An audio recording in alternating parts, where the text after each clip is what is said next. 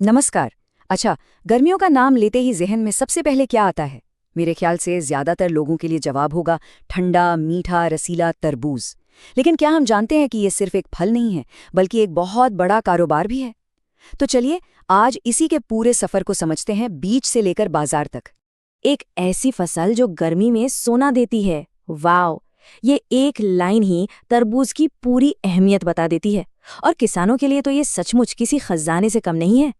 तो सवाल ये उठता है कि आखिर इस गर्मी के सोने का राज है क्या? मतलब खेत में उगने से लेकर हमारे खरीदने तक की इसकी पूरी कहानी में ऐसा क्या खास है? तो फिर चलिए मिलकर पता लगाते हैं।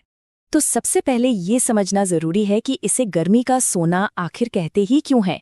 देखिए, इसका जो मुनाफा है ना, वो सीधे सीधे मौसम के तापमान से जुड़ा हुआ है। तरबूज की खेती का फंडा बड़ा सिंपल है। ये उगता है गर्म मौसम में, और जब गर्मी अपने चरम पर होती है तभी इसकी मांग और इसकी कीमत दोनों आसमान छूने लगती हैं। इसीलिए कहते हैं इस फसल में टाइमिंग ही सब कुछ है। अब जरा इस टेबल पर नजर डालते हैं। यहाँ 3 मेन बुआई के सीजन दिखाए गए हैं। और यहाँ साफ साफ दिख रहा है कि दिसंबर जनवरी में लगाई गई फसल सबसे ज्यादा मुनाफा देती है। क्यों? भाई सिंपल है। क्योंकि ये फसल बाजार में आती है अप्रैल मई की चिलचिलाती गर्मी में, जब हमें इसकी सबसे ज्यादा जरूरत महसूस होती है। अच्छा, अब आते हैं इसके प्रैक्टिकल साइड पर, मतलब खेती पर। एक अच्छी फसल के लिए ना, एक सीधा साधा फॉर्मूला है जिसका पालन करना होता है। देखिए, किसी भी तरबूज के खेत की जो नींव है वो है सही मिट्टी। सबसे बढ़िया मानी जाती है बलुई दोमट मिट्टी, मतलब वो मिट्टी जिसमें पानी रुके नहीं, आसानी से निकल जाए।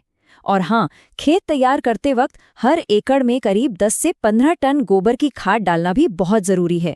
इससे मिट्टी को पूरा पोषण मिलता है।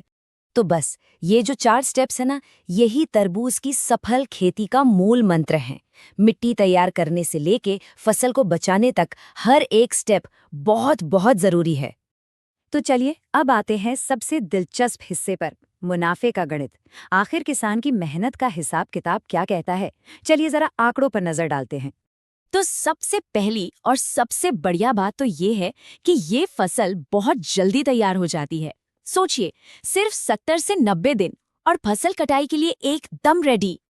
और पैदावार वो भी जबरदस्त। 1 एकड़ में 200 से 300 क्विंटल तक की पैदावार हो जाती है, यानी कि 20,000 से 30,000 किलो। कमाल है।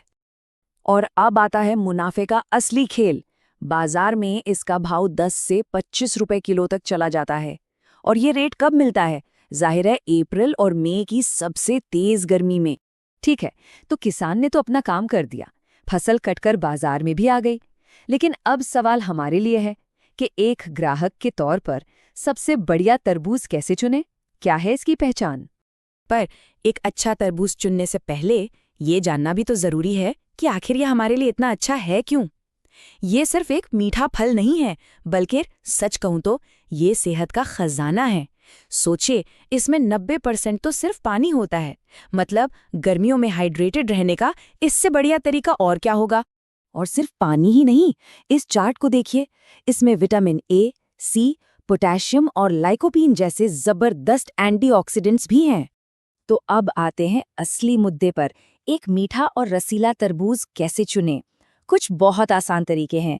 सबसे पहली चीज, तरबूज का वो हिस्सा देखिए जो जमीन पर टिका रहता है। अगर वो गहरा पीला है तो मतलब तरबूज मीठा है। दूसरा तरीका है उसे थपथपा कर देखना। अगर गहरी डमडम जैसी आवाज आए तो समझ जाइए कि वो अंदर से एकदम रसीला है। पर आजकल एक और डर मन में रहता है, कई फल को केमिकल से तो नहीं पकाया गया। तो देखिए, नेचुरली पके हुए और केमिकल वाले तरबूज में कुछ साफ अंतर होते हैं जिन्हें हम पहचान सकते हैं। जैसे नेचुरल तरबूज को काटने पर एक ताज़ी खुशबू आती है और उसका रंग भी एक जैसा लाल होता है।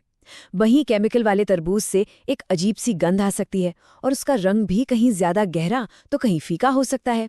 तो अगली बार जब बाजार में तरबूज खरीदने जाएं तो शायद उसे सिर्फ एक फल की तरह नहीं देखेंगे, बल्कि उसके पीछे की पूरी कहानी को समझेंगे। किसान की मेहनत, मौसम का पूरा विज्ञान और हाँ, उसे सही तरह से चुनने की कला। अब जब हम ये सब जानते हैं, खेत से लेकर हमारी प्लेट तक के इस सफर के बारे में, तो क्या ये गर्मी का फल अब भी हमारे लिए पहले जैसा ही रहेगा? सोचिएगा जरूर।